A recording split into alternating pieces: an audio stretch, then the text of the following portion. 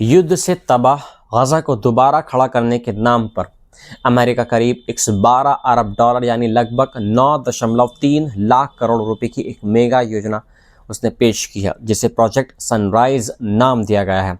इस प्लान के तहत गजा को मलबे और खंडरों से निकालकर एक ultra modern AI based smart city और ग्लोबल टूरिस्ट डेस्टिनेशन में बदलने का दावा किया जा रहा है। इस पूरे प्रोजेक्ट की प्लानिंग अमेरिकी राष्ट्रपति डोनाल्ड ट्रंप के दामाद जेरेड कुशनर और अमेरिका के विशेष प्रतिनिधि स्टीव विटकॉफ ने मिलकर तैयार किया और इसे निवेशक देशों के सामने 32 स्लाइड की पावर पॉइंट प्रेजेंटेशन के जरिए दिखाया जा रहा है।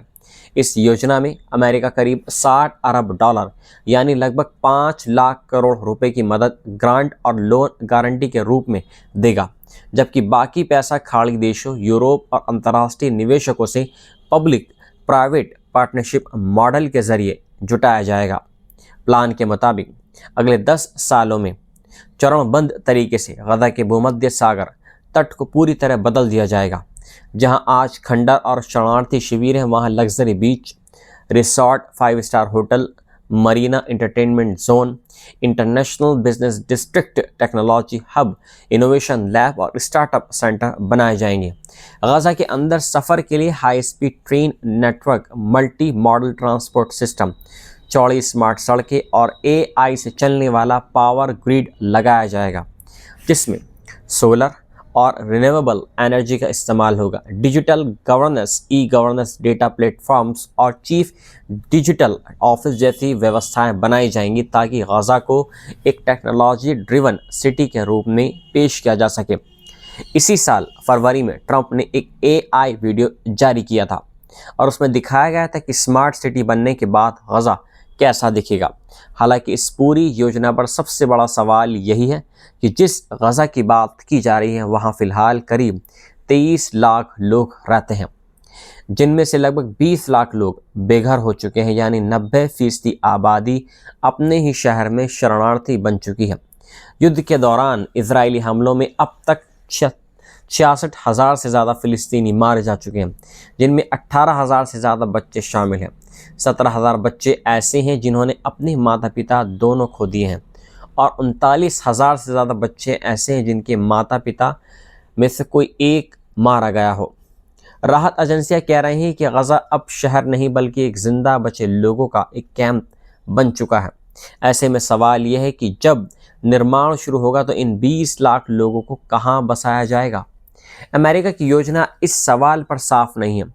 दूसरी बड़ी चुनौती करोड़ों टन मलबा है, जिसे हटाने में अरबों डॉलर और कई साल लगेंगे। और तीसरी और सबसे बड़ी चुनौती राजनीति और सुरक्षा की है। अमेरिकी अधिकारियों ने साफ किया है कि इस प्रोजेक्ट की शर्त हमास का पूरी तरह निशस्त्रीकरण यानी डिसआर्मेंट है, लेकिन मौजूदा हालात में हमास इसके लिए तैयार होगा ये बेहद मुश्किल माना जा रहा है, क्योंकि गजा में सीज़फायर के बावजूद अंदरूनी संघर्ष तेज़ हो गया है। एक CNN की रिपोर्ट के मुताबिक गजा में इस समय कम से कम 5 इजराइल समर्थित मिलिशिया ग्रुप एक्टिव हैं, जिन्हें सिविलियन फोर्स कहा जा रहा है।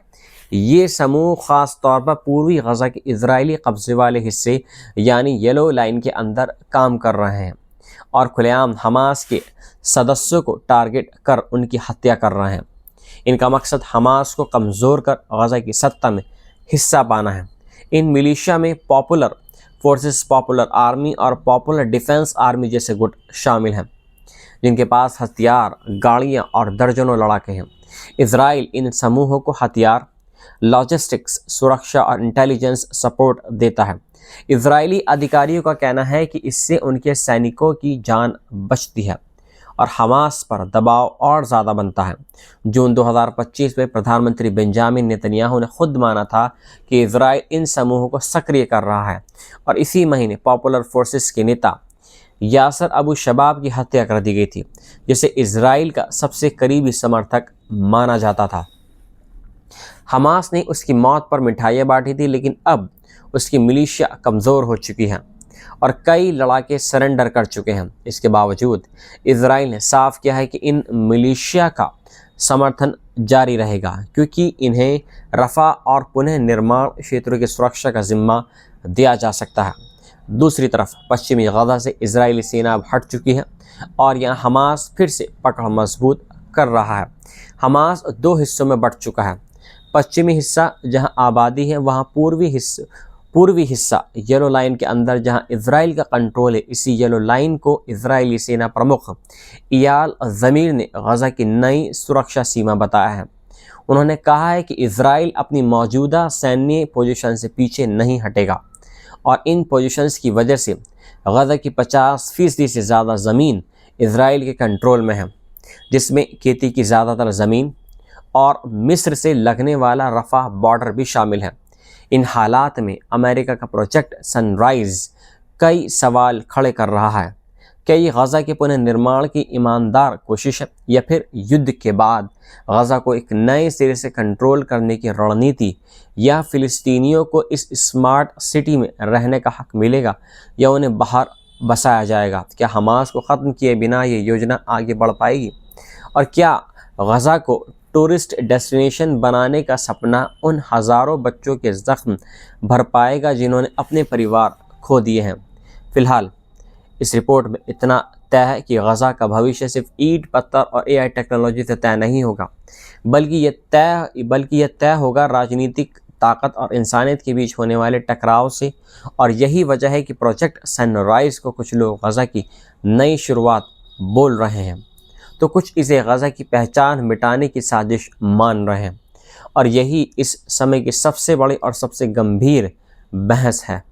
युद्ध से तबाह गजा को दोबारा खड़ा करने के नाम पर अमेरिका करीब 112 अरब डॉलर यानी लगभग 9.3 लाख करोड़ रुपए की एक मेगा योजना उसने पेश की है, जिसे प्रोजेक्ट सनराइज़ नाम दिया गया है।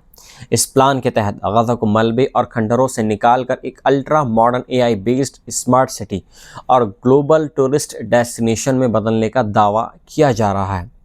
इस पूरे प्रोजेक्ट की प्लानिंग अमेरिकी राष्ट्रपति डोनाल्ड ट्रंप के दामाद जेरेड कुशनर और अमेरिका के विशेष प्रतिनिधि स्टीव विटकॉफ ने मिलकर तैयार किया और इसे निवेशक देशों के सामने 32 स्लाइड की पावर पॉइंट प्रेजेंटेशन के जरिए दिखाया जा रहा है।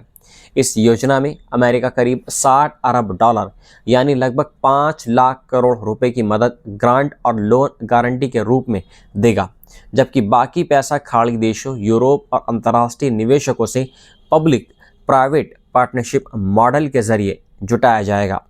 प्लान के मुताबिक अगले 10 सालों में चरणबद्ध तरीके से गजा के भूमध्य सागर तट को पूरी तरह बदल दिया जाएगा।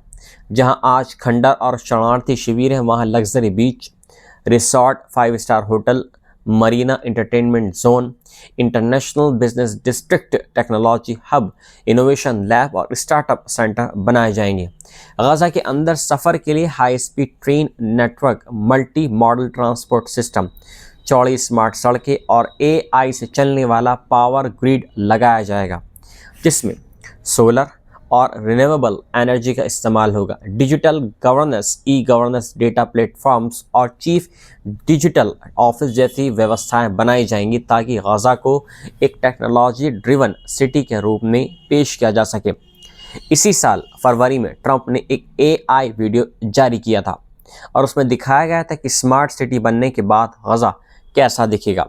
हालांकि इस पूरी योजना पर सबसे बड़ा सवाल यही है कि जिस गजा की बात की जा रही है वहाँ फ़िलहाल करीब 23 लाख लोग रहते हैं, जिनमें से लगभग 20 लाख लोग बेघर हो चुके हैं, यानी 90% आबादी अपने ही शहर में शरणार्थी बन चुकी है।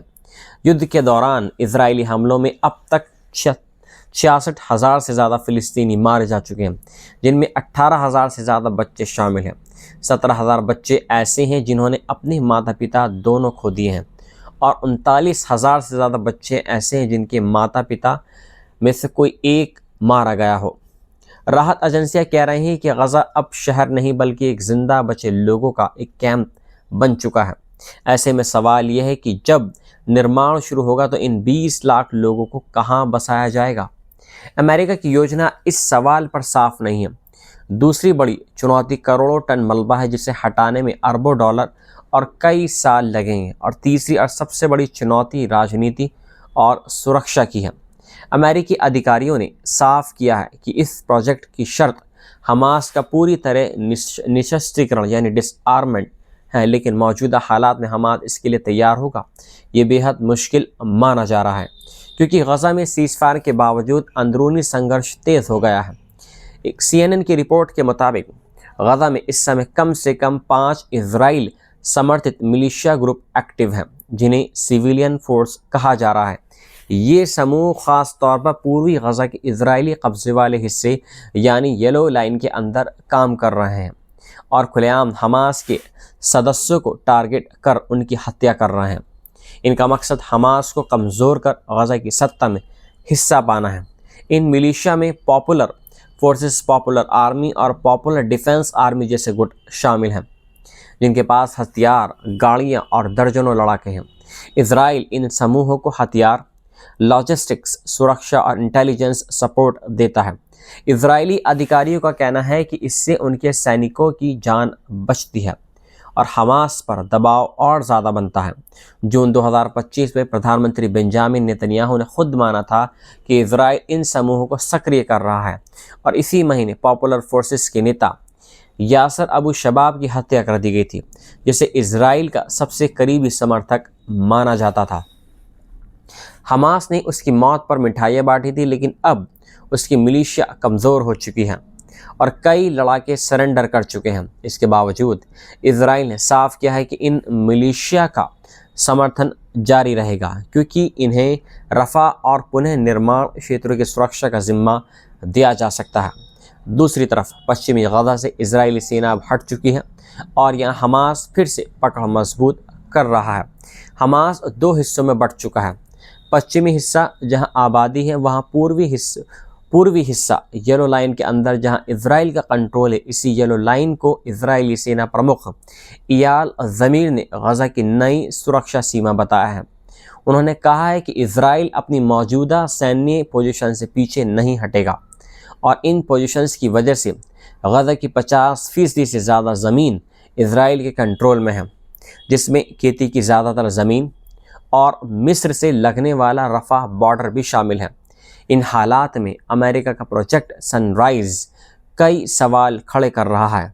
क्या ये गज़ा के पुनर्निर्माण की ईमानदार कोशिश है या फिर युद्ध के बाद गज़ा को एक नए सिरे से कंट्रोल करने की रणनीति, या फ़िलिस्तीनियों को इस स्मार्ट सिटी में रहने का हक मिलेगा या उन्हें बाहर बसाया जाएगा? क्या हमास को ख़त्म किए बिना ये योजना आगे बढ़ पाएगी? और क्या गज़ा को टूरिस्ट डेस्टिनेशन बनाने का सपना उन हज़ारों बच्चों के ज़ख्म भर पाएगा जिन्होंने अपने परिवार खो दिए हैं? फ़िलहाल इस रिपोर्ट में इतना तय है कि गज़ा का भविष्य सिर्फ ईंट पत्थर और AI टेक्नोलॉजी से तय नहीं होगा, बल्कि यह तय होगा राजनीतिक ताकत और इंसानियत के बीच होने वाले टकराव से। और यही वजह है कि प्रोजेक्ट सनराइज़ को कुछ लोग गज़ा की नई शुरुआत बोल रहे हैं, तो कुछ इसे गज़ा की पहचान मिटाने की साजिश मान रहे हैं। और यही इस समय की सबसे बड़ी और सबसे गंभीर बहस है।